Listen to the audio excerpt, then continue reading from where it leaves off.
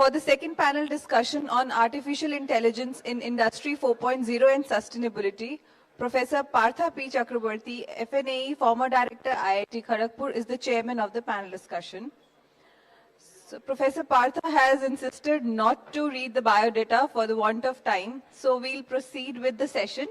The panelists, esteemed panelists for the session are Dr. Arpan, Chief Scientist and Head of Embedded Devices, TCS Research, Kolkata; Professor Amaresh Chakrabarti, Senior Professor and Chairman, Center for Product Design, IISc Bangalore; Dr. Rajeev Shorey, Adjunct Professor, Department of Computer Science and Engineering, IIT Delhi; and Dr. Manish Gupta, Director, Google Research India, Bangalore. May I now request the chairman and the esteemed panelists of the second panel discussion to please come on the dais and conduct the session.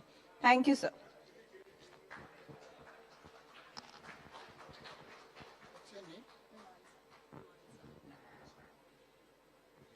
So thank you, Mimansa. May I request my panelists to join us? Professor Amaresh Chakrabarti.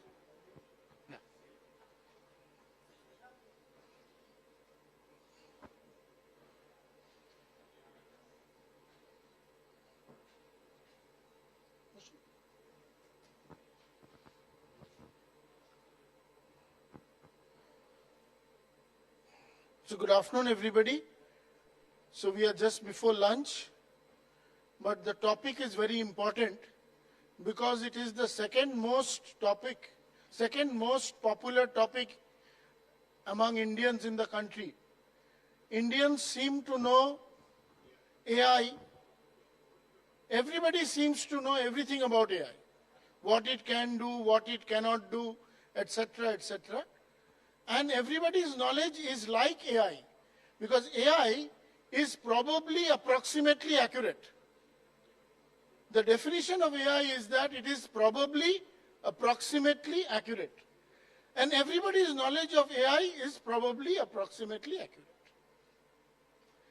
The only topic which Indians know better than AI is cricket. How should India play cricket? However, from the beginning of the inauguration today, we have seen that there is a sense of one topic which seems to overlay and overpower all other aspects of science, technology, engineering that we have been discussing, and that is the topic of sustainability. And this topic is again very broad. So naturally, for us today, when we discuss artificial intelligence, Industry 4.0, it was also suggested, and I really thank INAE, Professor Acharya, Professor Manna and others for having invited me to chair this panel, is that we talk about sustainability. Now this has many facets. The first facet is AI sustainable? Even to the extent that will AI destroy all of us, that is also the question. But we are not going to go to that deep question today.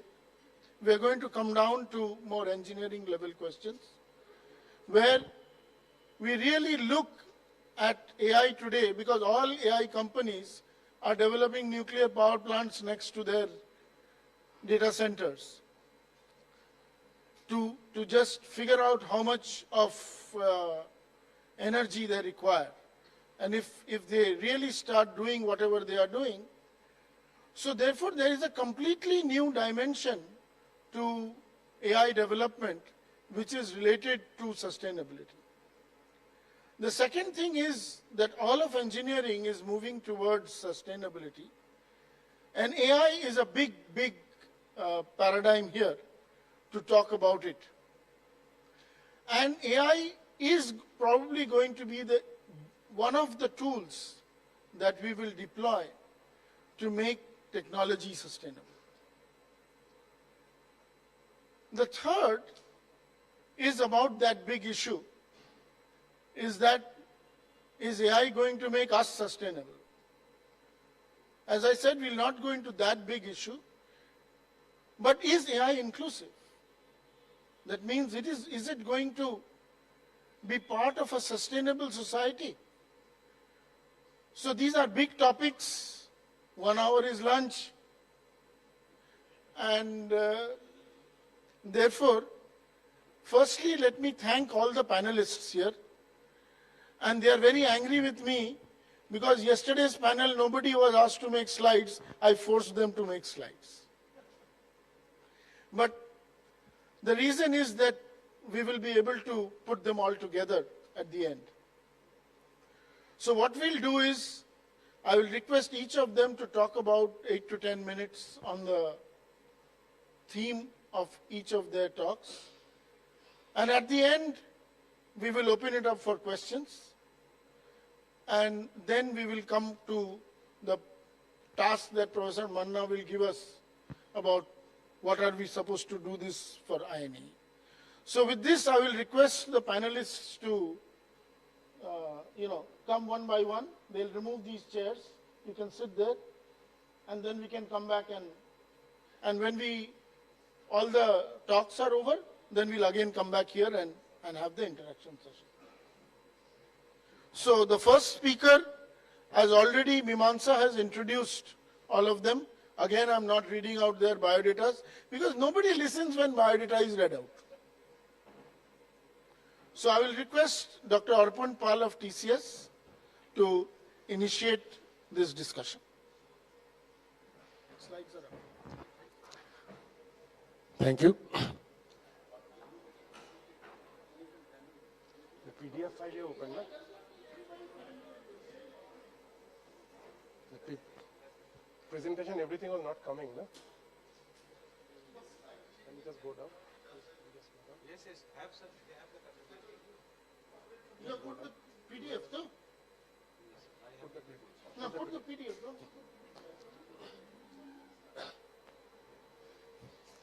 Okay, thank you. So I think I'll be brief and I'll try to talk about this topic. I think is close to our hearts. So I'll kind of look at this sensing and edge computing and AI and how actually, these are all buzzwords anyway, but how exactly in sustainable industry 4.0 it actually contributes. That's what I'm going to look at and maybe share what we are doing in TCS research labs and in that this kind of use case. I'll talk about a few use cases and try to link it to some of the technology challenges that we have in that. So if we look at the sensing and the AI part, I think I put this chart because the important part is to understand that the AI, when you talk about AI, it is about the data. The intelligence of AI comes from the data you give. This is something that is very, when the IoT came, that time only this diagram was used to given that, you see, when you actually sense, you basically, there is an external event happening in a physical object, and you put a sensor to observe that physical event. And the intelligence is basic, that signal you get from the sensor, the intelligence actually is the inverse problem to get the event from that signal. Effectively, that's what you do. Anything that is there, effectively, that is the thing. And this inverse problem is what the intelligence is all about. That if you actually, your sensor or signal doesn't have the marker for the event, there's no way you can get it. So that's why the quality of the data that you generate is very important for whatever physical, and this becomes very important for healthcare, for our body, it has to be understood. Any manufacturing on industry 4.0 problem, it becomes very important. And going down the line again, we talked about the internet devices, then we become the IoT, and we are calling about the AIoT now, which is the AI plus IoT. But I'll touch upon, before we go there, there are multiple markets in which we are seeing this kind of things are spanning out. I'm not going to do the details. But in summary, this mining, pharma, CPG, everywhere this manufacturing, this is going to play a big role. And there are multiple applications in which they are going to be there. A few use cases I want to talk about a bit, and why I'll tell you what is important in the sustainable sense. The edge computing part, because we are used to this computing that is happening in the cloud today. That if you get the data, you put everything in the cloud, and then you put your big AI algorithms in the cloud, and you just analyze it. But there are applications now coming in the industrial thing, where There are four aspects. Latency. If you have a latency as a requirement, you cannot go back to the cloud to analyze. In that same thing, you're sensing, analyzing, and then actuating. Any application has that kind of a thing. Then if you have some problem, what should I call, power, then also may not, if you have an energy problem, power problem, you cannot afford to go back to the cloud, especially if you are wirelessly connected, because wireless connectivity, transporting the data over the wireless takes a lot of energy. We know that. We know when our phone battery dies, we know when the things are there, how much actually it takes. And obviously, in many cases, if the privacy of the data is a problem, again, you cannot send it back to that. So there are multiple cases we have to do, and some of the applications that we are working on, that this, I'll talk about this foreign particle detection system in slightly detail. We worked with IIT Kharagpur in this predictor ultimate tensile over friction stir welding, which actually was a very successful project at IIT Kharagpur. Some other few other things are there, but I'll kind of touch base on one example. I'll tell you like why this edge computing is becoming important in the AI. This is a problem that was given by Tata Steel to us. And the challenge was this is a coal belt. You have seen this coal chute that goes up in the, and feeds into the furnace. So they are kind of, with the coal, they are mixed with all kind of other materials because they are stored in the ground. It will have plastic, it will have concrete, it will have wood. So they cannot afford to put it back into the furnace because either the furnace there will be issues, it may break down, or there will be quality of the thing will go down. But the challenge here was even the wood and the concrete and everything is also covered in black soot. Everything is black. This is an example of you cannot use a camera to solve this. So you have to use other sensing. So use polarization-based system. I'm just giving an example. The polarization system to really do it. First get the data, then you have to use a lot of AI. But the next challenge came was they told us that you have to actually do it within 90 seconds. There's a real-time part of it, latency. So I cannot afford to go back to the cloud with this data and do it. I have to do it in situ there. And then the challenge comes is if I have a very large AI model, I cannot fit it there. How do I do it? So this is the challenge that we have to solve there. Similar other problems are there where actually this is another problem where the steel production, the cracks.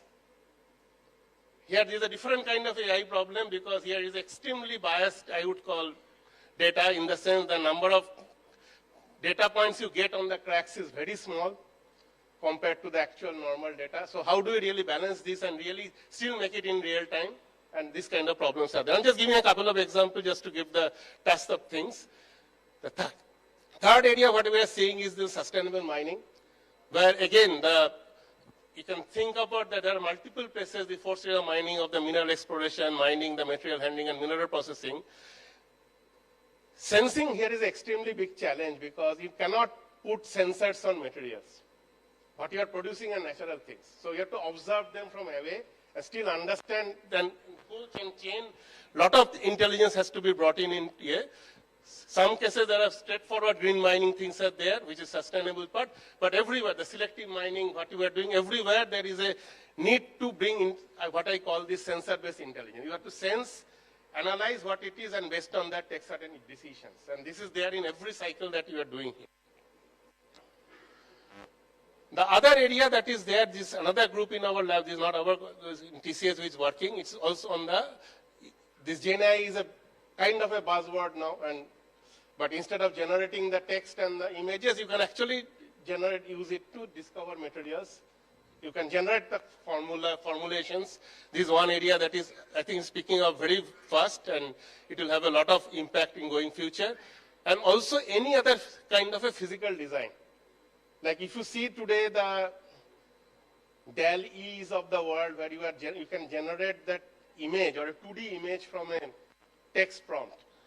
You can use a similar concept if you have that enough training data to actually generate physical 2D designs. And this kind of subsea exploration, many other kind of those things, cable laying, many other physical designs are now getting used using the generative AI. But now let me come to the main topic that PPC was talking about, that how do we make it sustainable? So this is one slide that you mostly taken from, I think very recently this report came out in MIT technology report. And if you see the energy cost of AI, we don't talk about it that kind of a widely today, but if you see the numbers, I'll just touch base one of the things. This GPT-3 is the predecessor of what ChatGPT is today. That itself is a 28K kilowatt hour total energy consumption, which is almost 3 times the annual consumption of one house. Think of this, only one model. In future, we may have how many? 1,000, 10,000, 100,000 such models running in different applications, different verticals. So this energy cost is huge. Same way, if you see that BART was even before that training, that actually is a carbon footprint of equivalent of one round trip flight. So effectively, what we are trying to tell is this issue is there, and I think yesterday, if you have heard the talk from Intel, the reason for this is actually what we call as a legacy of computing is von Neumann architecture that we tell where your compute and memory are actually separated. Classically, it was good when the memory was small and you used to do a lot of compute. In AI, it has reversed. You have a lot of memory. You need millions of weights to multiply it. So every time to fetch this data back and forth, that's what creates this energy problem. So there's a fundamental problem in the architecture, which you cannot solve by building a power plant by the data center. In the reality, there is a problem. So the way to go forward, again, is the conceptual. One part is what you are observing because you are practicing this in all these use cases, what you are seeing. One part is that almost all AI models are over-parameterized. Like 1 billion, 5 billion, 10 billion parameters. Who told us we need that many parameters? Like it is something like telling you that I have 10 unknowns, 10 equations, data points to solve it. If I give you 20 equations, I can still solve it. If I give 100 equations, I can still solve it. But point is, do I need it? So this is one observation we are seeing. There are techniques like to reduce the models today, which is either pruning or synthesizing or network architecture search or some kind of hybrid approach, which can actually see, and we are getting almost, I'll give you some figures like a 1 GB model can be reduced to 100 KB. You can see the scale without loss of any accuracy. Okay, so there are such things are there, so that is one approach. Second approach is completely architectural approach. I'll just touch base one slide on it before I finish, which is a neuromorphic approach, where we actually break that concept of von Neumann architecture. So why neuromorphic? The neuromorphic concept comes from our brain. Like if you see that chart, it is watt per hour, which is actually our CPUs and GPUs are in the top. Our brain is only 20 watt. Why? And we do a lot of more calculation than what a normal computer does. How it is happening? That is happening because first part is in our brain, the memory and the compute is, you see, traditional compute architecture is millions of compute power in one place, millions of memory in one place, and then you completely go back and forth for every compute you do. In our brain, one compute, one memory in one place, and millions of them are connected. This is one neuron. So this architecture has to now come in the hardware. And neuromorphic is the thing that is getting proposed. Intel is working on it. We are working on it with Intel, and also there are some startups that are coming up. This brain chip is one of them in Silicon Valley. These chips are now coming out. And our lab, we are seeing 100 to 1,000 times less power using the same compute. Only thing is you cannot use the same neural network. There is a new paradigm called spiking neural networks. That mathematics is different. We have to learn to use it. But actually the gain is that way. Almost 100 to 1,000 times already. If these chips are, you will see these chips coming out. Brain chip is already available commercially. Intel chip may be coming in 1 year. In 1 year or 2 years, we'll start seeing this happening. And I think this will be one part of the sustainable thing. So with that, I'll end. So a few of the things that we co-authored a book with IIT Kharagpur and this IoT thing and many of. So I think the message that is there is that we have to compute in the edge, because not only the use case demands it, because the latency and other issue I mentioned, but also to reduce the data transport. That is the first part. Because I have to compute in the edge, means I am not actually using my wireless communication, and that which takes a lot of radiation power. That is the first part. Then when I am computing in the edge, first I have to see how I can reduce the models, because I am actually using much bigger model that is needed. And even if it does not good sufficient, I have to go for new cheap architectures like neuromorphic to go further. So these are the kind of three-pronged approach to actually solve this problem. Thank you. Thank you, Arpan. I now request Professor Amaresh Chakrabarti of Indian Institute of Science, Bangalore, to give a new flavor to the concept of sustainability and AI. Hello. Okay, shall we go to the next slide? Oh, okay, sorry. Okay, so I just want to maybe go back a little bit. We have seen very interesting examples just now. Okay, I don't know how much you will be able to read it. Okay, so I want to spend a little bit of time on the word sustainability. Okay, so if we decipher the term, it means ability to sustain, right? So stay for longer, maintain whatever system for longer. In this case, of course, it is the human population. Sustainability is extremely, anthropocentric. Because if humans are not there, then whether the environment is not there, who cares?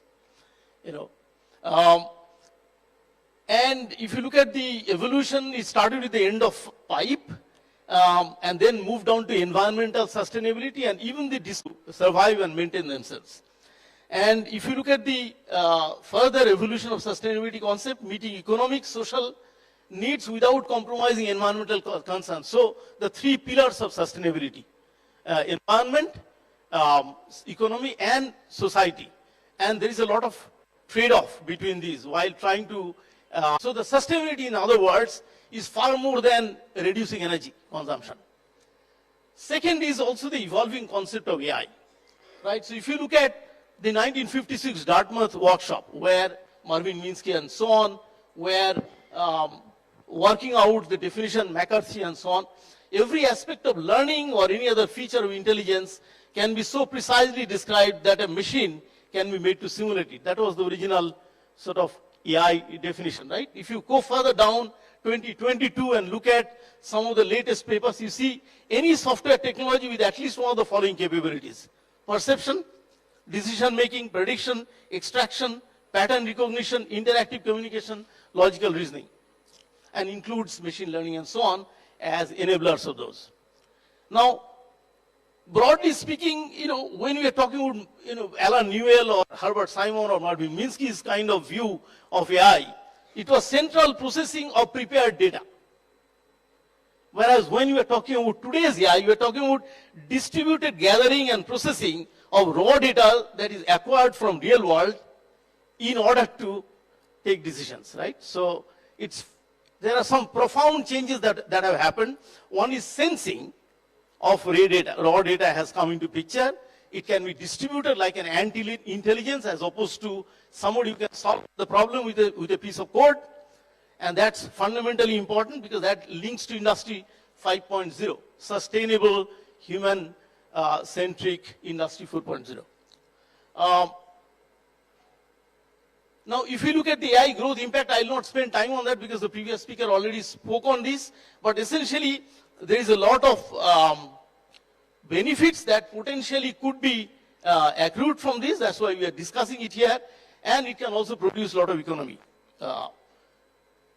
And broadly, these are the three areas that have been identified: mitigation, adaptation, resilience, and fundamentals, how you can do better modeling and so on. What are the barriers? Okay, one barrier, major barrier is lack of AI expertise. Second is lack of AI solutions. And third is a lack of confidence. Can you trust them? Explainability, trustability. Now, this is a very important paper, and I have just put so once you share the slides, I think everybody would be able to look at it. It's Nature Communications work on how AI can enable or inhibit, very important, inhibit, delivery of 17 goals and 169 targets in the 2030 agenda for sustainable development. So what these circles show, and the details of course are not clear from it, is that those are the 17 goals, right? 1, 2, 3, 4, that circle. Those are the 17 goals. And there are some numbers that says X percentage of positive enablement or negative enablement on this side can happen. And what broadly it shows is that there is a lot of positive impact that potentially AI can bring. There is a lot of negative impact also it can create. So we need to judiciously decide on where. For example, in SDG 1, that is first Sustainable Development Goal, no poverty and so on, there can be big impact, positive impact of AI.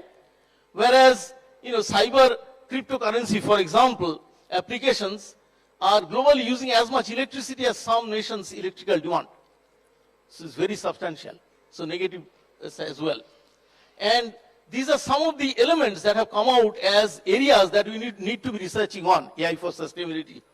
AI safety research. How safe is AI?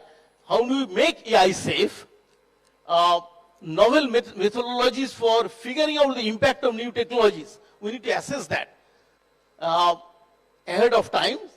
And then the bias that comes in, the cyber security aspects, potential to exacerbate problems using AI, and finally it suggests that we need to have a global and science-driven debate to develop shared principles as legislation among nations and cultures on how to handle AI. And in fact, only yesterday, EU announced AI Act, which is going to be from 2025. So first act that is going to come to regulate portions of AI.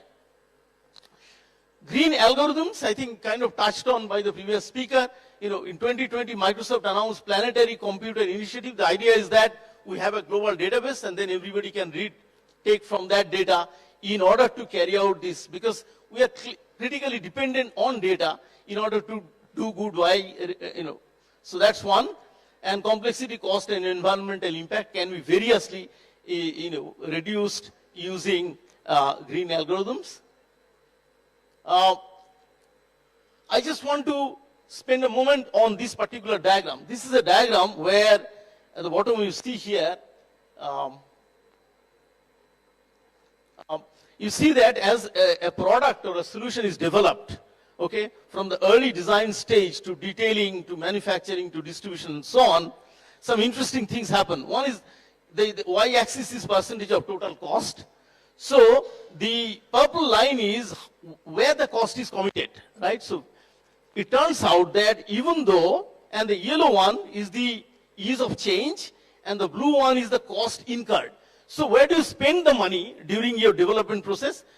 As you go further and further down the process, you spend more and more money. But you take the decision as to where to spend the money early on, sort of 80-20 rule. And how quick and change becomes far more reduced as you go further down the process. In other words, in the early stages of design, it's critical because that's where you can take decisions more easily without incurring too much cost. But knowingly or unknowingly, you commit costs at that time. So that's the right place to make the difference. And if we can bring in quality AI and quality sustainability into the early phases of design, then you can prevent many of these things happening later on, end of pipe, as we say. So how to integrate knowledge of sustainability and use of the power of AI at early design stages for prevention of negative impacts. So finally, looking forward, we need to have sustainable collection, collation, storage of comprehensive and reliable data. And it's both hard data and soft data. Not only carbon emissions, but also loss of cultural heritage, loss of dignity, and so on. They are all part of the overall fabric of sustainability. Second is we need to have reliable methodology for sustainability assessment. That's still far from achieved. Bringing together hard and soft indicators from ecology, economy, and society.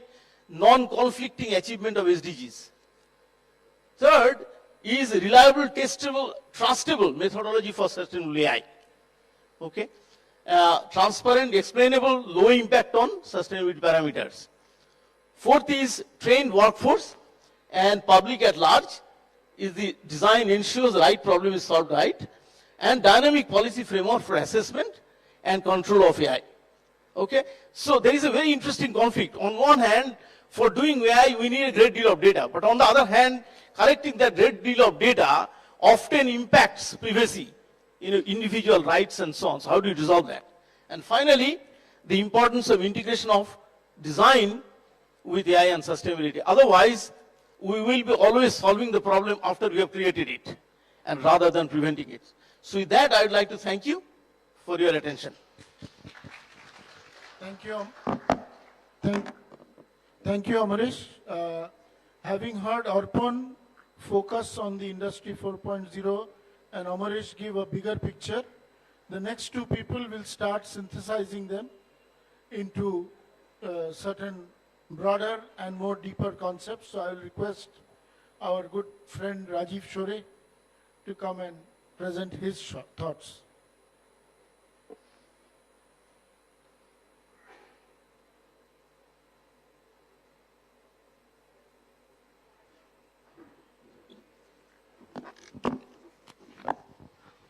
Thank you, Prof. PPC. I must at the outset thanks INAE for this very kind invitation, and to Prof. PPC, a good old friend. We work together in General Motors research and extensive collaboration. Thanks again for this very good invitation. I want to start by sharing a very important, I want to start by sharing a very important stats from PricewaterhouseCoopers. So PwC's recent report says only 9% of manufacturing executives have implemented AI ML as on date. Only 9% of the executives have implemented machine learning AI in Industry 4.0. So I think the reason I thought I'd start with that is because this is a very timely, therefore this is very timely, the topic. And I think we are just seeing the beginning. It's at the tip of the iceberg where we're seeing the exponential growth of machine learning and AI vis-a-vis Industry 4.0. So let me in the next 10 minutes share our own journey, some very concrete examples that hopefully will, excite the audience over here. So just to start, the Industry 4.0 really talks about a plethora of technologies, right? In fact, we used to laugh, right? I mean, almost every technology you can think of is really a part of Industry 4.0, including AI and ML. But what you now see is that machine learning and AI are really beginning, as I said, beginning to dominate Industry 4.0, and I'll talk about Industry 5.0 in a few minutes from now. So let's see what role AI can play in this whole ecosystem of Industry 4.0 in a short while from now. Let me start with, Let me start with a concrete example, and I think the example will set the tone for what I'm trying to say in this talk. The example is a real example of an assembly line and our learnings on smart manufacturing. So as we learned that, we have to start with very simple examples, because even simple use cases that I'll share the next slide don't have very clear answers. So we will not complicate the use cases. We will start with very simple use cases. So let's look at an assembly line. Here is an assembly line. So go back in time. So we're talking about 4 years ago. Here is a factory. I'm not going to name any corporates over here, but I was a part. I don't have to hide now. So this is the TCS. The only assembly line, many of you may not know, that TCS has an assembly line, a PCB assembly line in Goa, and there's nothing secret about it, but it's the only assembly line for TCS in the country, right? It's very interesting. So when you go to the bank, and when they segregate the notes, or when you go to the ATMs, with a very high probability that PCB that is running inside the ATMs or inside the machine that segregates the bills is coming from the TCS Goa factory. Now, when we started our journey in smart manufacturing, as is the case, you master IoT, you master industrial IoT, and you say, I really know it all. Till you go to a real life plant, and you meet the manager, and you meet these tons of managers, and they say, listen, we have a large number of problems, and you people claim that you're experts in IoT, industrial IoT, cybersecurity. We would like, you would like to seek your help in solving our problems. So here is a quick peek at what the assembly line is. So the assembly line basically, it just assembles a PCB board. Simple as that, right? So just see how simple it is, but it's not that simple. So an empty board comes over here, PCB board, and then you have different stages, and finally the complete board comes out over here. Now, in between, so this is a, as I said, this board goes into your ATM machines and your, various other applications, right? Like segregating the bills. So you have, you have a stage where you have inductors. So as you go forward, you have these processes, you have inductors, then you have capacitors, you have resistors, you have connectors, and all that jazz. And then, of course, you have the oven. Obviously, all of you know that there are various stages in PCB assembly line. And finally, the finished goods or the semi-finished good comes out, which is a fully baked PCB. That goes inside your machines that I spoke about, right? So the journey is pretty interesting, but this journey has a lot of problems. And let's look at the problems and how one solves these problems. So the simple use case that we start with is the visibility of the assembly line. The managers don't even have a complete visibility, end-to-end visibility of the assembly line. Let's understand what we mean by that, right? So I'll come to that in just a second. So let's look at the second slide. Now, what we learn, and by the way, as computer science people or as EE people, we really have no idea about what the exact challenges are until you go to that particular plant or factory floor, right? So lesson number one we learned is that you have to talk to the experts sitting inside, because otherwise a lot of your assumptions are hypothetical. They're not really correct, right? They may be incorrect or they may be not the right assumption. So the first takeaway is that the metrics come from the manager of the assembly line. And how are these metrics arrived? Well, so the objective was to IoTize the assembly line. Now this, I'm going back 4 years ago, right? So you have put IoT devices, you have RFID tags, as Arpan pointed out, you have Edge, I'll come to that, which is doing fast processing, but it's completely big data analytics. There's no machine learning or deep learning as such at that point in time. It's just big data analytics, right? And so the second takeaway is that these metrics are defined with the help of the subject matter expert at the floor. We had no idea what these metrics are, right? So, for example, the impact on production output, the percentage rework, the stoppage of operation for resource crunch. Now, the cost savings is a simple metric, right? But there are other metrics we have no clue, which comes from the subject matter experts, right? So the lesson number two is that you have to quantify any benefits. Any benefit coming from big data analytics or now machine learning, deep learning, and different more, I'll come to that, has to be quantified. Because if we don't quantify the benefits, nobody is really going to be excited, and it's never really going to make an impact in industry or even in academia. You know that very well, right? The other lesson we learned was you have to have a very well-defined architecture. So as you are working with a plethora of Industry 4.0 technologies, it's a total spaghetti, it's total chaos, right? So you have to have a very structured, streamlined architecture where edge is very well defined, where edge does computations, whether it's ML or big data computations, and you get some interesting results. So even simple thing like IoTization of an assembly line turned out to be a huge challenge. It took almost 1 year to understand and to implement it. Now, what were the key challenges faced by the assembly line, by the people working over there? They started by telling us that, look, we have very limited end-to-end visibility. We really don't know if something goes wrong, why it goes wrong, what's the root cause, and what do we do with it? What's the mitigation? The other thing was the performance is poor, right? Our throughput is very low. Our latencies are very high. Can you help us solve that problem? And I'm saying, oh, I see. So these are kind of real-life problems, right? Then the third pain point was energy footprint. Now, this is sustainability, as my colleagues earlier pointed out, right? See, the energy footprint of many stages is very high. For example, the ovens, right, where the PCB passes by. And that's only one example.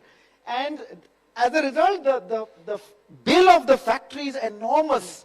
And what they tell us is that if you even tell us 1 or 2%, if there's even 2% reduction in energy, it implies huge cost saving for us.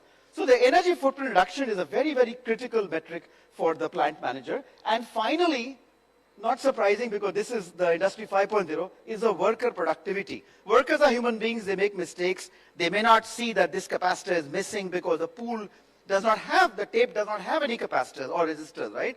So simple thing like, the workers miss out, whether it's quality control or whether it's simple checks and balances. And the question therefore is, can you help us answer all these? Can you help us address these challenges with the help of big data analytics, machine learning, and AI? And say, oh, I see. So now the problem suddenly becomes a daunting problem, but it becomes a very interesting problem, right? And so the lesson learned is that with these metrics defined by the flow manager, we could arrive at certain production metrics and quantify the improvement, howsoever small, but one could quantify that.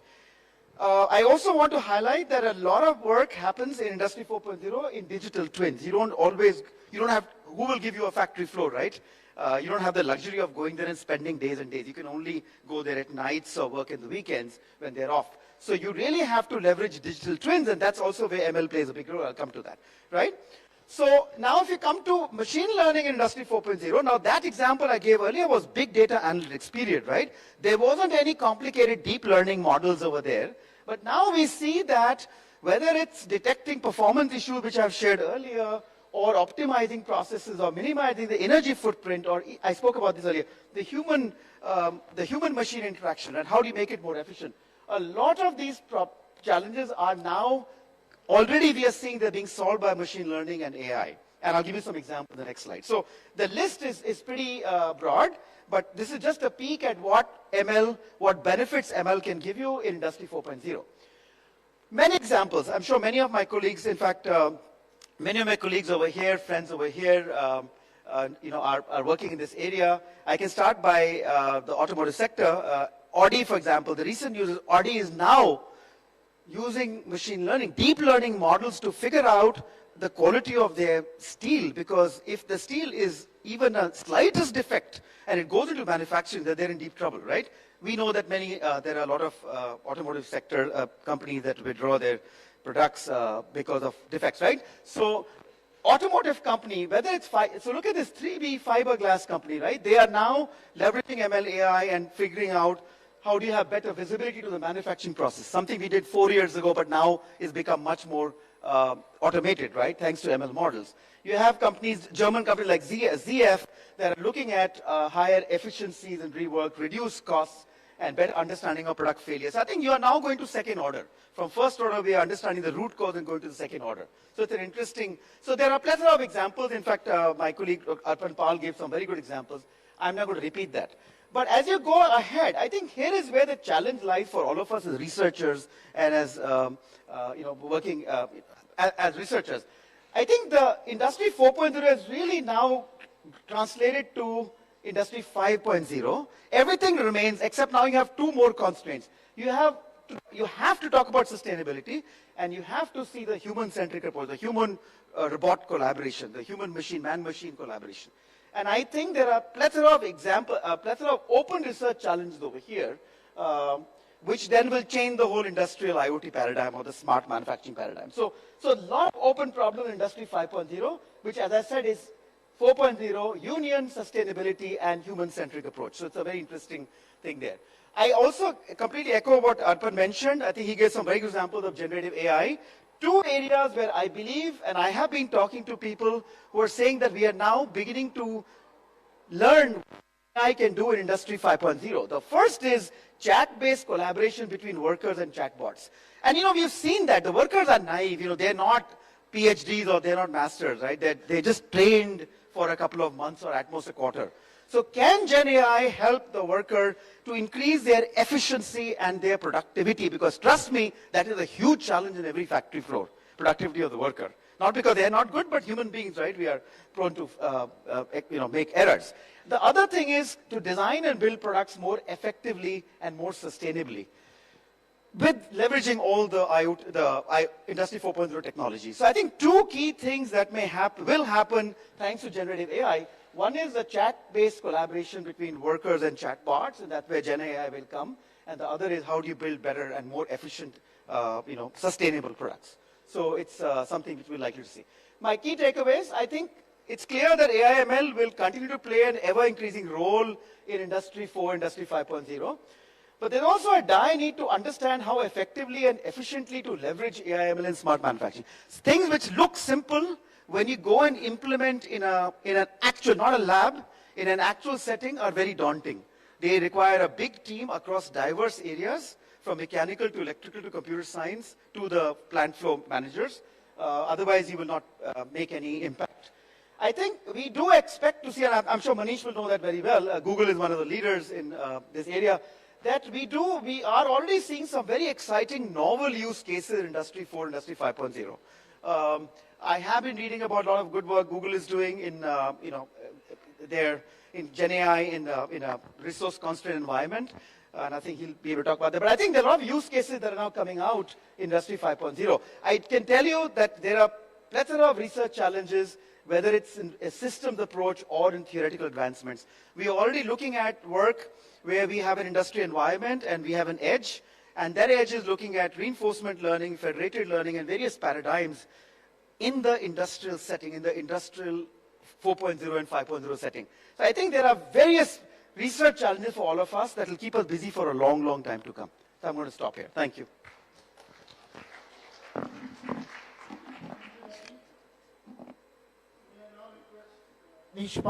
I'm Manish Gupta to present his thoughts, which will again go back to a broader spectrum of things covering not only sustainability but also inclusivity. So thanks to Professor Chakrabarti for broadening this to talk about sustainable development. So I'll talk about, again, inclusive and sustainable AI, because that's a key theme of what my team in India has been doing to develop AI in a manner and bring its benefits to billions of new people, starting with hundreds of millions in India. So I'll cover three broad areas. How do we provide access to information in Indian languages? Bring benefits to newer again, segments like agriculture that have been less touched by technology. And here again, there are elements of sustainability, how that can also contribute to sustainability of the planet. And finally, the efficiency of these large models, large language models that are used today behind, again, all of these popular products like ChatGPT, Bard, and so on. How do we make them far more sustainable, far more energy efficient? So let me start with talking about access to information in Indian languages. So today, all of these tools like Google Search, ChatGPT, Bard, and so on, they work very well for people like us in this room, people like us who can understand English. Their value starts to fall off as you get to lower resource languages. As you get to Hindi, the capabilities of these tools is significantly lower than its capability in English. And as you get to Assamese, Santhali, and so on, the capability drops dramatically. So the question we asked is, again, given that in a country like ours, where only about 10% of people are English speakers, and how do we really democratize access to information? So for that laborer's son in Chhattisgarh or the farmer's daughter in Assam, how do we provide them access to the same level of information that you and I have access to? So before I talk about Indian languages, I just wanted to mention that even English that we use in India is a superset of formal English. So our team took inspiration from this appetizer menu that they saw in a restaurant and said, how do we recognize? Because a lot of the spell checkers, they only go by edit distance, and they will not recognize that this word is the same as appetizer. But if you think phonetically, it actually makes a lot of sense. So, and this is, in fact, a common problem. When we look at Google search, we do see queries like this. So we do see queries like this, and you don't want to say, hey, just learn better English, spell it better, and so on. We need to understand the user intent. So it led to this work called Indophoneme, where we, again, mathematically modeled all of these phonetic bases for these words, and we were able to, so now given a word like Amazon, we are automatically able to generate different variants of how it might be pronounced, and therefore then spelled, and understand all of those variants. And this was launched as part of the Google search spell correction. And in fact, for Hindi queries, we found something like 2:1 win-loss ratio, that it was able to do much better job of correcting those misspellings. The thing that we do in India is we don't stick to a single language. Yes, during formal presentation, I might be sticking to English, but when we are when we are talking, right, we mix Hindi and English, or we'll mix Tamil and English, or Hindi and Punjabi, and so on. So instead of models that understand one language, it is very important to have multilingual models, a single model that understands all of the languages, so that when there's even a mix of different languages, you're able to understand.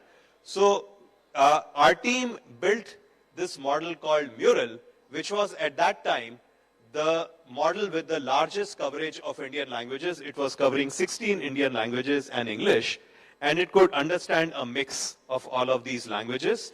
We made it available in open source through TensorFlow Hub and Hugging Face. So this text needs to be converted in API. Set an alarm with the time 4 a.m. So again, through this multilingual model, which went into this neural semantic parser, which understands the user intent, we were able to significantly improve the accuracy of all of these models. And we were able to replace this assistant model. It was previously, it had separate models for each of the 8 Indian languages that it was supporting. Actually, I think it was 10 languages, including English. We replaced all of them with a single model that understands all of these languages. So, in fact, what I did was I challenged Partha Talukdar, who led this effort, to come up with a model, now not just for 17 Indian languages, but all 22 scheduled languages. And I'm really happy that he ignored my advice. He said, no, I'm not going to stick to, you're not setting the goal high enough. 22 scheduled languages is not enough. He did this analysis and he said there are 60 Indian languages that have over 1 million speakers. There are 125 languages that have over 1 lakh speakers. So he said the model that I'm going to build next must understand each and every one of those 125 languages. So it sounds very simple, but it's actually quite tough, because out of those 125 languages, 72 languages are so-called zero corpus languages. That means there is zero known digital data that any of the AI researchers have access to in those languages. So it led to, again, this project called Morni. I won't go through all of the details, but so we use various mechanisms to start collecting data for those 72 zero corpus languages. One of the efforts that we launched together with IISc is this project Vani, where we are collecting data, speech data from, the eventual goal is to collect it from each and every one of the 773 districts. We have already collected data from 85 districts and made it available openly, freely to all researchers, all practitioners. The eventual goal is to collect data from every one of the districts. And in this process, what we are discovering, by following this region-centric approach rather than a language-centric approach, we're discovering so many new languages that we had no idea about. Because what we do is we have the data collectors, they go to a village and describe an image, present an image that is locally relevant, and ask people to describe it in their own language, whatever language they are most comfortable with, and then identify what was the language that they used. And again, there is this saying in India, "Kos kos pe badle pani, char kos par vani," and we are really finding that is indeed true. As we move around from one village to another, we find so much of changes in the language that we are now hopefully capturing and donating back to the research community. So one effort that we have then done with all of this popularity of large language models, like there is GPT 3.5 and 4 that are made popular by OpenAI. Within Google, we have had Palm, Palm 2, and now Gemini, which was recently announced. What our team has done is the Palm 2 models for Google and Gemini models by default understand about 100 languages. And again, their ability on many of the Indian languages is much poorer than that for English. What we have been doing is bridging that gap, combining all of this amazing reasoning capabilities of these large language models with better representations of Indian languages. So one of the things we have done is we have added not just support for Indian languages. Through this effort, we are driving an effort called Next 1,000 Languages, 1,000 Language Moonshot at Google Research. So we have added support for 1,500 low-resource languages of the world through this approach and combined them with the large language models at Google. Next, let me quickly talk about another kind of less touched area, agriculture. One of the things we have built is we have built now a model using satellite imagery analysis. We have provided the first such model that for all of India will give you an agricultural landscape understanding, including identify field boundaries based on the usage patterns, identifying sources of water like ponds, wells, and so on, and identifying now the crops which are being grown. Of course, accuracy needs to be improved, but we have already built a model in pilots that we have done in Telangana and Maharashtra and Uttar Pradesh. We are finding over 80% kind of accuracy in terms of when we compare the output of our satellite-based models with the ground truth as we get people to collect. Now, the sustainability angle that we are very excited about is now we can monitor things like stubble burning events. So what you can do is you can incentivize farmers financially not to burn stubble, give their stock and so on, right? And use all of those wonderful techniques, right, that Professor Yadav talked about. But now if you want to monitor, have the farmers actually complied with, you have already given them financial incentives not to burn stubble, have they complied? A lot of that can be done right to the farm level through satellite imagery analysis because of this landscape understanding that we are able to do. The other exciting area is carbon sequestration, because it is known that regenerative agricultural practices like crop rotation and so on can actually increase the carbon holding potential of soil. So ideally, you would like to be able to financially incentivize farmers for these practices through carbon credits. But today, it is commercially infeasible to actually measure the carbon holding potential, carbon content of the soil, because you need expensive lab measurements and so on. So again, we have initiated research that can you, based on satellite imagery analysis, again, building those AI models, can you cut down on the number of lab tests that you need to do and in fact accurately model the carbon content of soil. Finally, how do we make these large language models, and now they are becoming large multimodal models? Each of these models, I mean, for a given query, let's say if you compare the energy consumption of a Google search versus a ChatGPT or a Bard query, the ChatGPT or Bard query is easily at least a factor of 1,000 more expensive in terms of energy than a simple Google search. And even a Google search consumes a fair amount of energy. So the architecture behind all of these large models is this, and today you also hear about all of these models. Even Google announced, when it announced the Gemini models a few days ago, it talked about Gemini extra large, large, medium, small, extra small. Oh, those are the internal. Yeah, externally, I know they are using this some terminology, nano, and so on.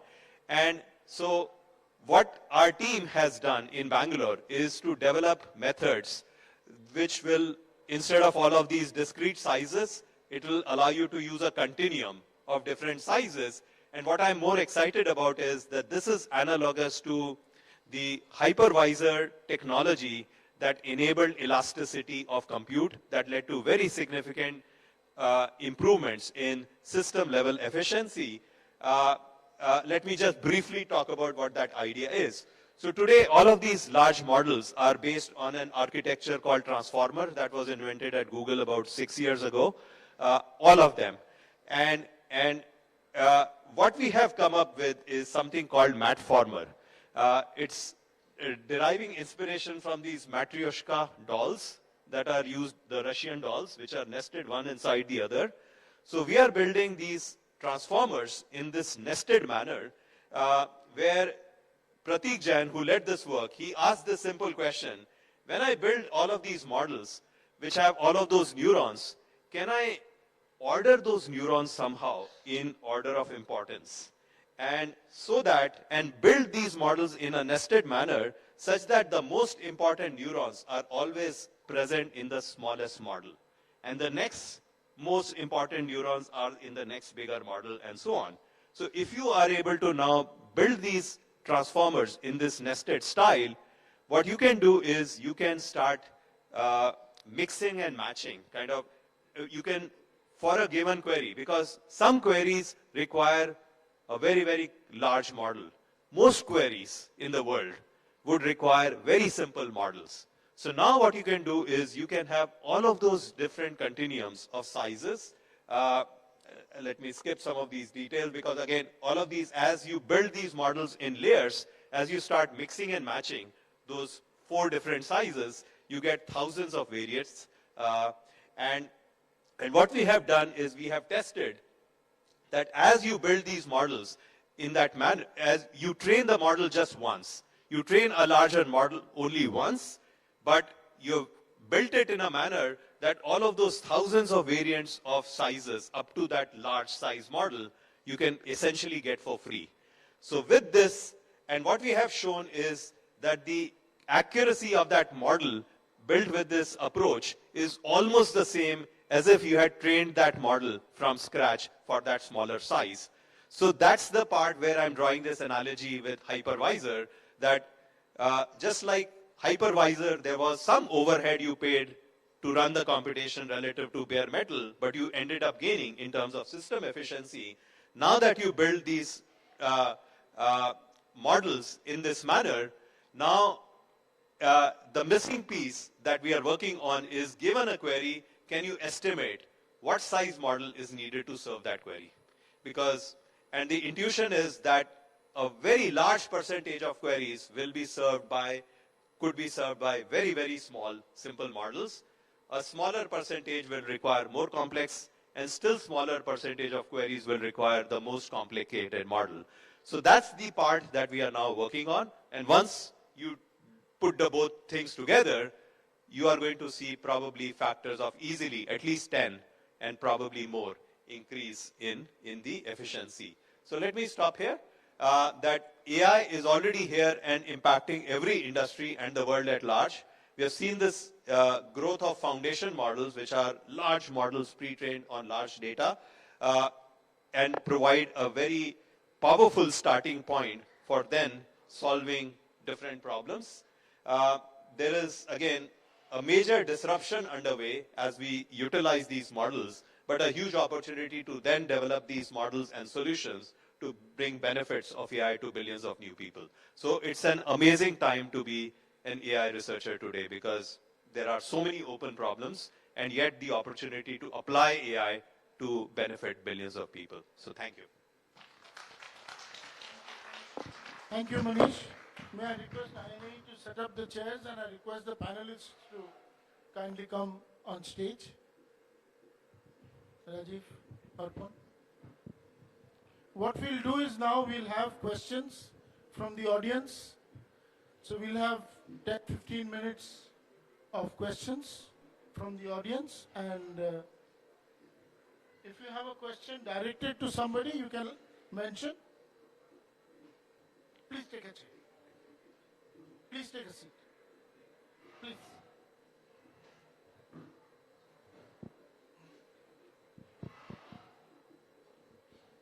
Yeah.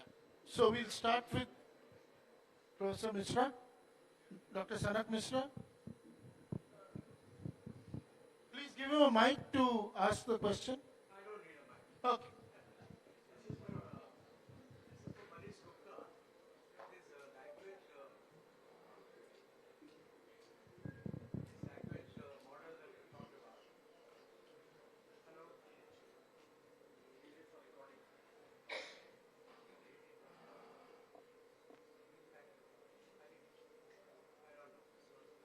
It's not on. Oh, no, it's okay. Yeah, these language models which you talked about, quite exciting, and you're taking so many Indian languages. Now, are these script to script, or these can be used for voices? For example, I can ask कि मेरे को 15 minute में airport जाना है.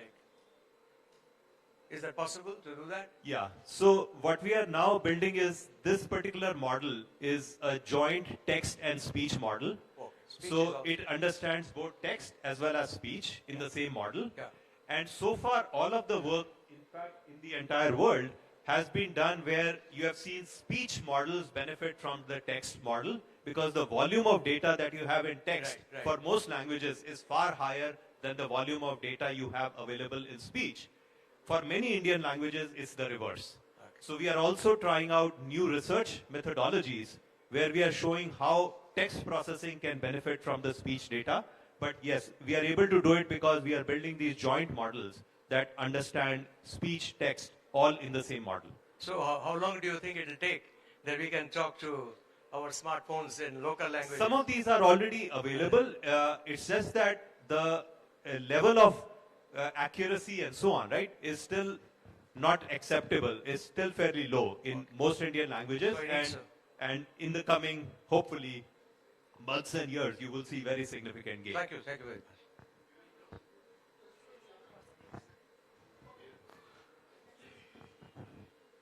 I am Professor A.C. Varshney. I am former Vice Chancellor of Veterinary University, Gupta. My question is from Dr. Manish Gupta.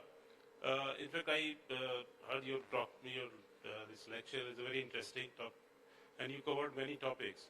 My interest is particularly the geosatellite imaging technology, and you said that through this geosatellite imaging that agriculture field is visualized and all that, and that from that you can go for the carbon credit and the carbon estimation of the soil itself.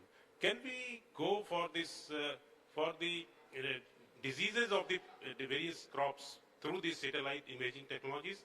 Because the pathology changes the particular images, say for example the rice or the paddy.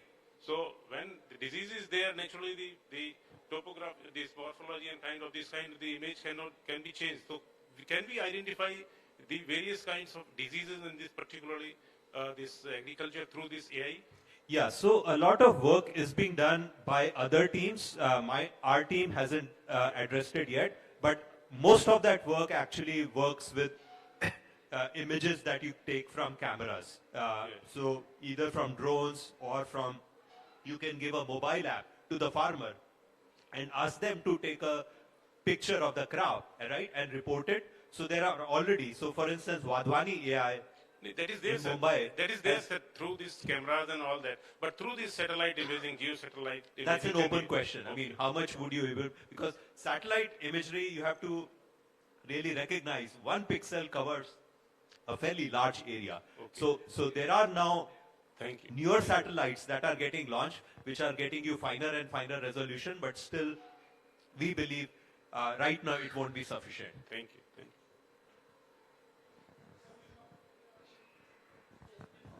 So my question to Dr. Arpan is a very interesting talk, and you correctly pointed it out. The authenticity of the data, particularly the AI data, depend upon the sensor.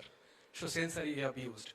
So my question is that in Tata project that you said, it is taking only the scattering because it has to be non-invasive scattering. If you improvise that we have done in the lab, the wavelength dependent scattering and me formulation, then you can distinguish that what is the carbon soot and the biological particle, and even you can do the material like a silica and all these ingredients. So are you thinking on this direction and improvising this thing to AI? I think the point is, it is also one important point you do an industrial deployment is also the ROI. The point is, in this use case, the need was to understand what is coal and what is not coal. That we could do with that polarization. Suppose the use case demanded that I want to go to the material level and you have to classify, and so somebody is ready to pay for it, because that will be needing extra investment. Yes, those are the technologies we can do. That was my question, because the degree of qualification, like a coal, a quality of the coal depends upon the ingredients. Yeah, we know that that. how much But it is today there. we didn't So find it. unless you say that this is like that, it will not be a complete study. Is right. But the point that Rajeev was telling, when you talk to the actual industry, they give us a problem. Top problem was this. Second problem they gave was the size. How do we estimate? That can be done with the vision itself.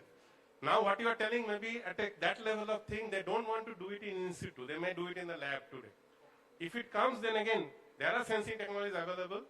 How to deploy it and then put the intelligence on top of it is the pipeline that you have to build. Okay, thank you. Yeah, Dr. Manish Gupta, it was very fantastic. I have a basic question, because even through satellite images, you do pattern recognition, right?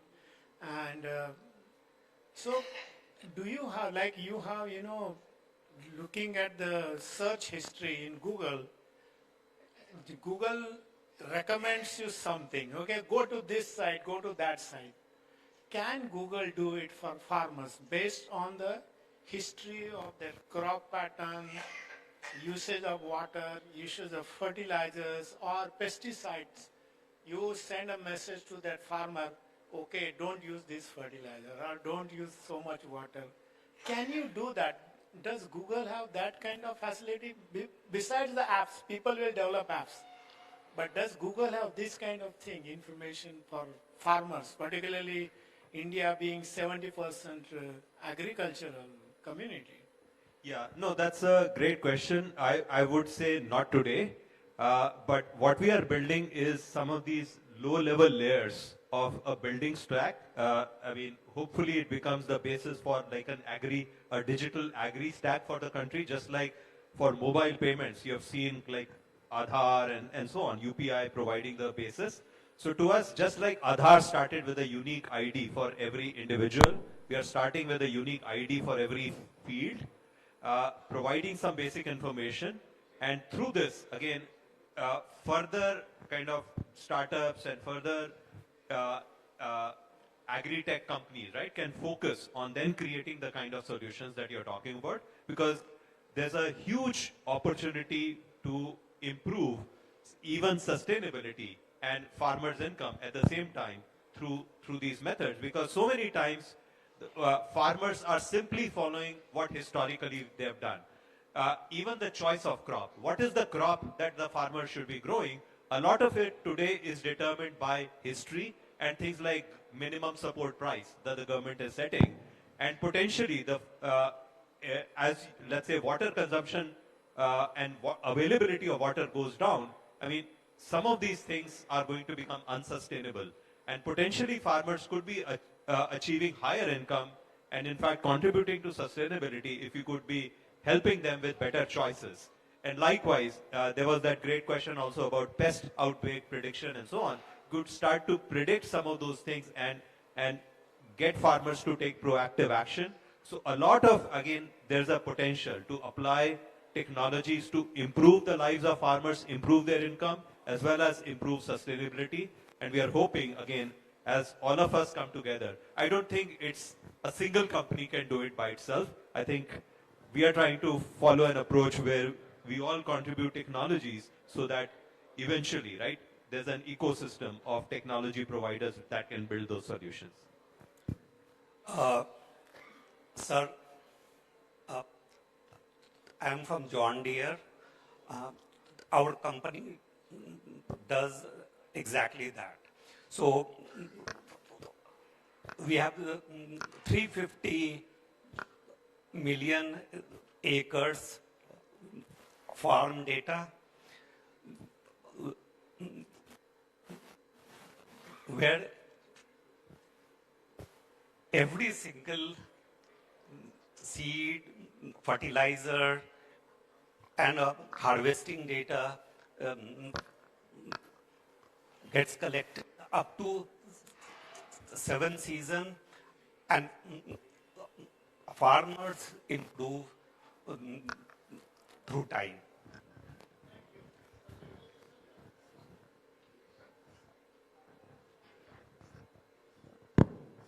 Now, I had a very broad question, in fact, to all of you, and I think gentlemen from John Deere also. See, all AI engines, okay, depend on data. And the quality of output also is, the data is the key thing. Nowadays, if you look at the AI models, AI engines, in a sense, yes, there's a lot of work to be done, but they are fairly well established. Now, one of the problems is how do we share data? Now, Google has collected all this data for languages, for agriculture. Tatas are doing certain things.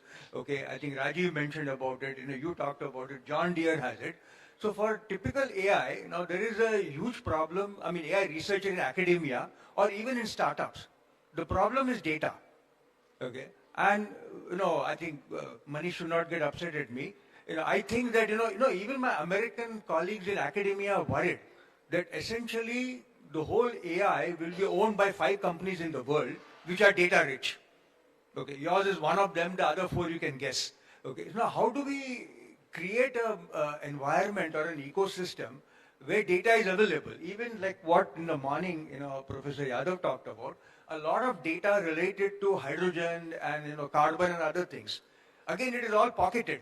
And it's in India particularly, it's all fragmented, nobody has access to it, I hold on to it. Now, how do we create an ecosystem where I can share data, okay, maintain privacy, etc., etc.? Any thoughts anybody has on that?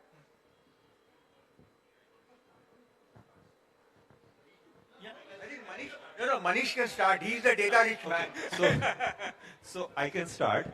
So no, this is a very important point. So definitely there are areas where we are doing our part, especially when it comes to Indian languages and so on. Not just hold on to that data ourselves within Google, but we are donating a lot of that data, for instance, with this government's Bhashini program. So I think we need that movement, that data movement in India, where the government explicitly incentivizes and encourages all players, right, including industry, academia, researchers, users, and so on, right, to start bringing data. So in languages, we have already seen a great start. I would also give kudos to like Mitesh Khapra, professor at IIT Madras, who has built such enormous data sets, right, for Indian languages, and likewise Professor Pushpak Bhattacharya and so on. So I think we need, likewise, in health, data tends to be sensitive, but there are other ways in which you can still honor the privacy of individuals. So I really think we, and in India, often the governments, various government departments are sitting on mountains of very, very valuable data, but they just don't want to make that data available. And sometimes a lot of the data that the government has collected, I'll give you the example from agriculture of soil health cards. It was a wonderful initiative by the government to collect these soil health cards. All of that data is sitting. I mean, we are now making an effort to digitize that data, make it available, but a lot of that data is also not very good in quality. There are a lot of, the government of Karnataka, again in agriculture, I learned that they spend of the order of 8,000 crore rupees every year to simply collect, do farm surveys, to simply collect data for every farm, what is the crop being grown and so on.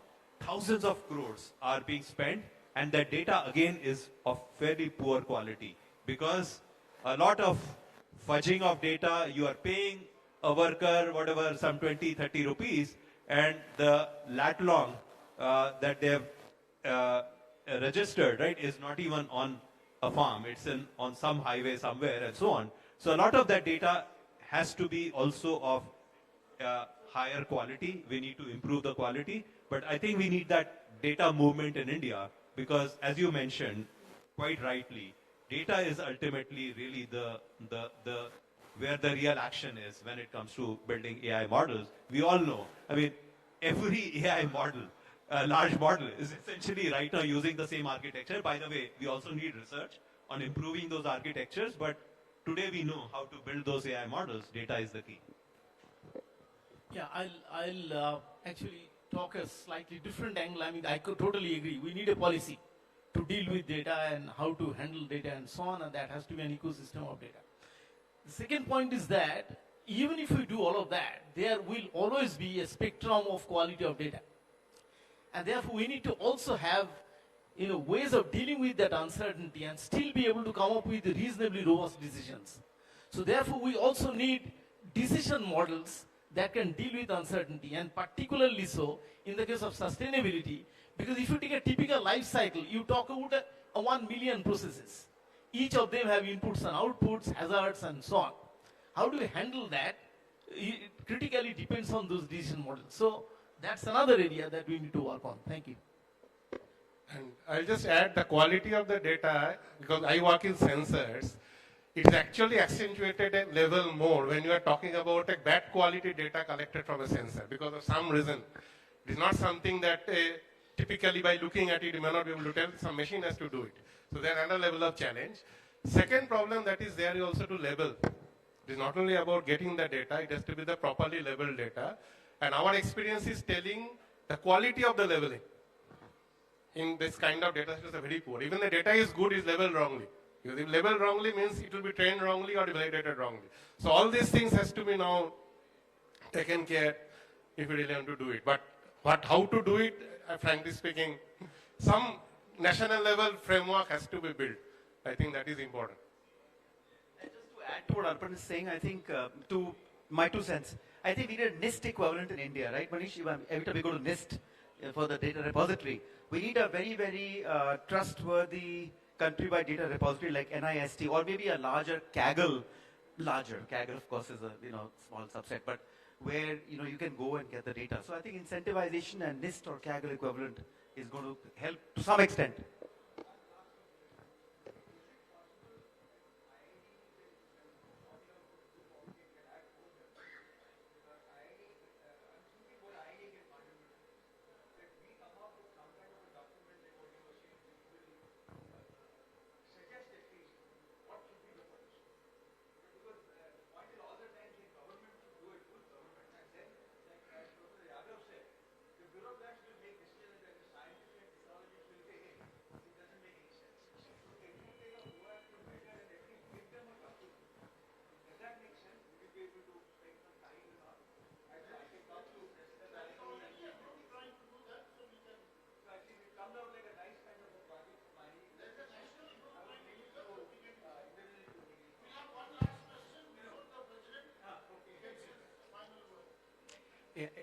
Okay, this is Ashwini Nanda. I have a question for Dr. Gupta, specifically for the Matformer technology. So, Manish, how close it is to productization at Google? And, just a little bit technical. So, and have you guys measured actually, the power consumption and accuracy? Sorry, the Matformer, can you hear me? Yeah. So Matformer Model A, we decided to publish that work. So it's all published. We have already tried that idea in some of the Google's large models. I don't want to publicly talk about all of the different models. And we are seeing very impressive gains. We are also sharing some of this know-how with startups like Sarvam.ai, which is building its own, at least we have offered. We have shared that material with them and said that as you build these large language models for Indian languages, you no longer need to constrain yourself to these discrete sizes. You can build those models. So we are trying to also share. So these models are being used now in Google's large models, and we are also sharing that information with the broader community. Yeah, great. So actually, what we can do as a community in terms of architecture to fix this and make it better. You guys are looking into that as well, I guess. Yeah.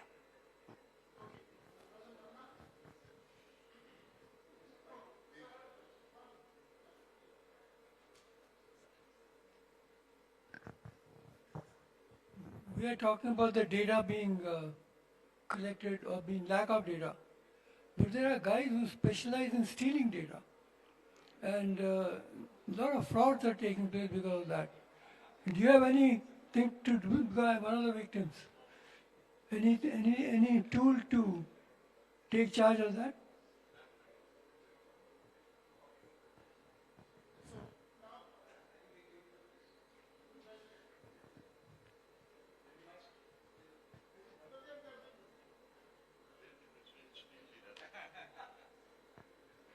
See, Uday and I, Shivaji, all of us work very closely with each other. I didn't know that induction I was actually about to ask the same question, exactly the same proposal, that can INAE not do something about creating a policy on data sharing and data mining and even repository of data? And this is where I think all the panelists, particularly Manish and Rajeev and all, should certainly get together. And maybe Partha also can very well chip in. But Partha, I have just another suggestion to the panel.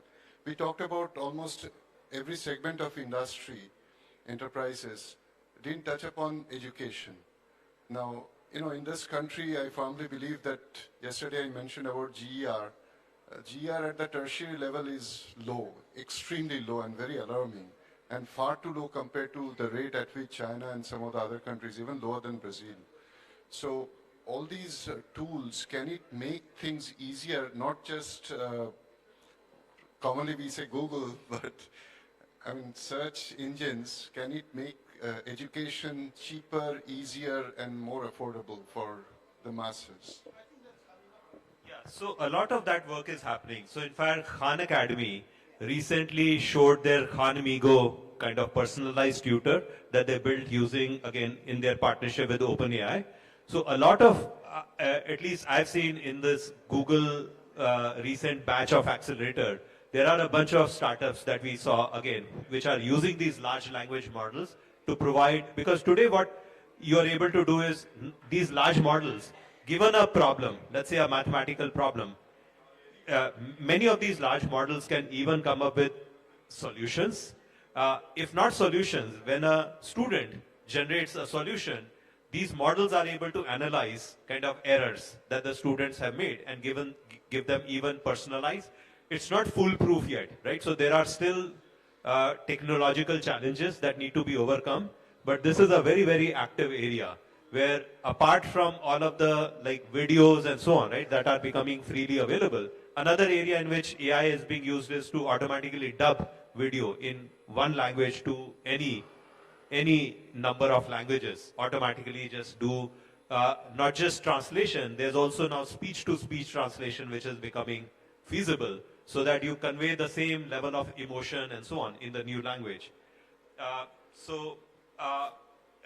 think as we see the power of these models improve, you will see a lot of activity in this space already by startups and so on to provide. Might be a good idea to even try and see whether we can leverage the huge data available and lectures actually under NPTEL and all the programs that Government of India built, they are already available.